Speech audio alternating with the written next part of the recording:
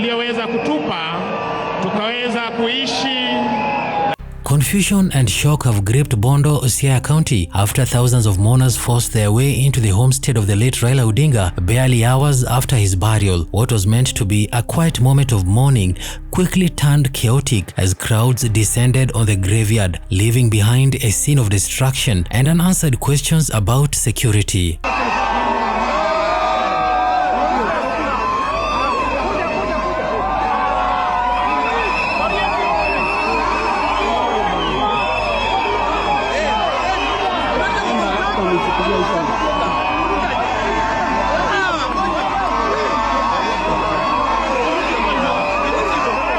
On Monday afternoon, less than 24 hours after the emotional state burial of the former Prime Minister, images began circulating from Kango Kajaramogi showing the once orderly burial site in disarray. Flowers were trampled, barriers torn down, and sections of the graveyard visibly damaged. The calm, dignified atmosphere that marked Raila's send-off had turned into a chaotic spectacle.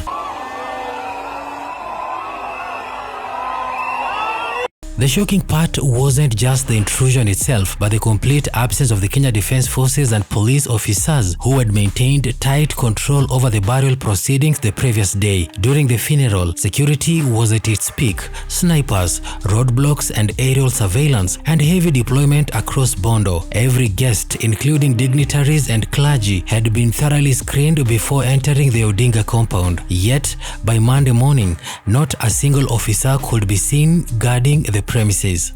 Tumekuwa wavumilivu na sasa shughuli hiyo lazima ikamilike. Niombe sote tulio karibu tusonge pembeni. The sudden withdrawal of security has raised serious questions about who ordered the retreat and why it happened so soon after the burial. Many locals expressed disbelief that the same grounds which hosted top national leaders, including President William Ruto, former President Uhuru Kenyatta, and several cabinet members, could be left unguarded overnight.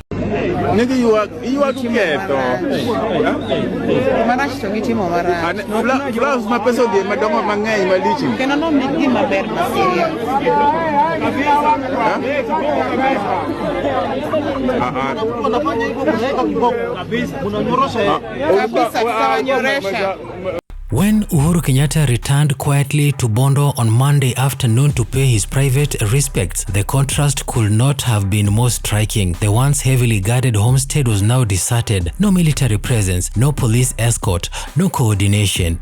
Uhuru's presence, though discreet, drew attention to the deep personal and political ties he had long shared with the Odinga family. His decision to return so soon after the burial was seen by many as a sign of genuine friendship and respect, a gesture that spoke louder than words.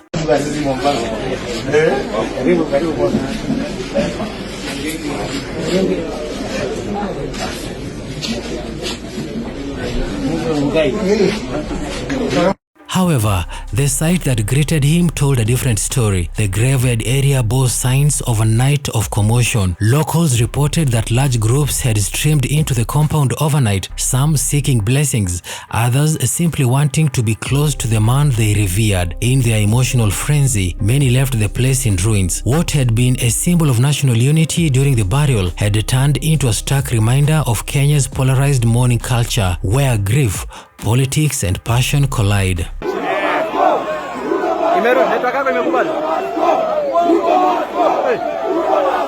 The big question now lingers. Where was the security detail? Why would the military withdraw from such a sensitive site so soon, especially given the stature of the man buried there? Raila Odinga was not just a politician, he was a national figure whose life and death carried deep political and emotional weight. Leaving his final resting place exposed seems not only careless but disrespectful. We shall miss you, Jacob, we shall miss you.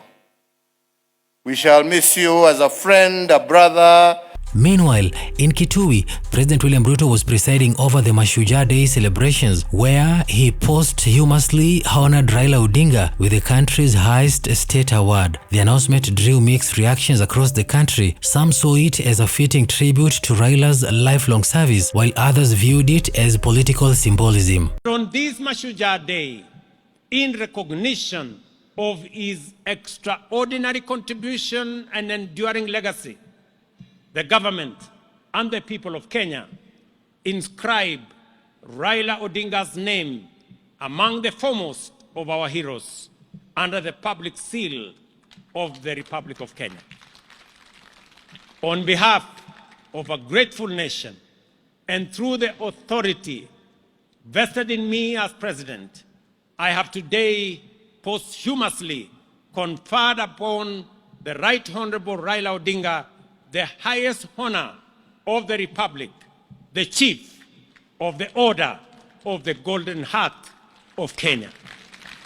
Back in Bondo, the chaos at the graveyard stood in sharp contrast to the national honor being bestowed in the capital. The disorganized aftermath has exposed the deeper cracks, not just in security coordination, but also in how Kenya handles the legacy of its fallen leaders. By nightfall, local administrators and family members had begun restoring order to the homestead. Makeshift barriers were erected and guards deployed by the family to secure the area, but the damage was already done, both physically and symbolically.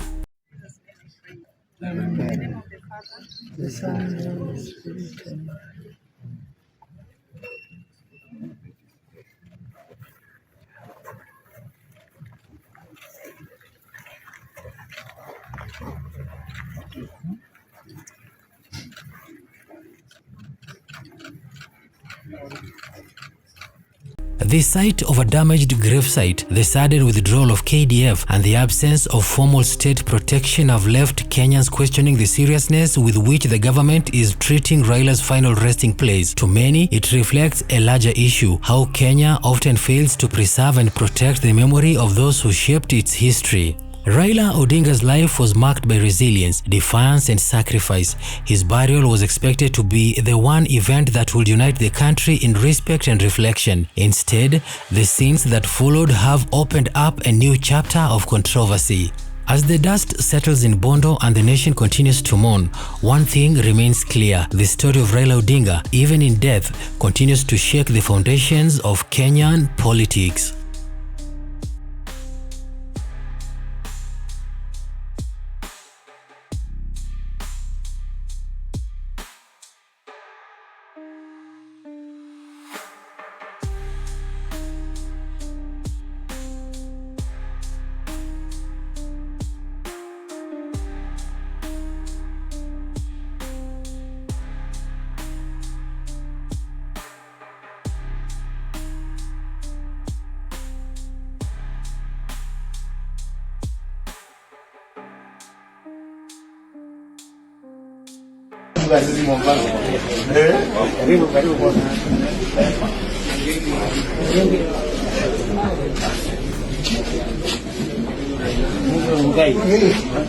Karibu.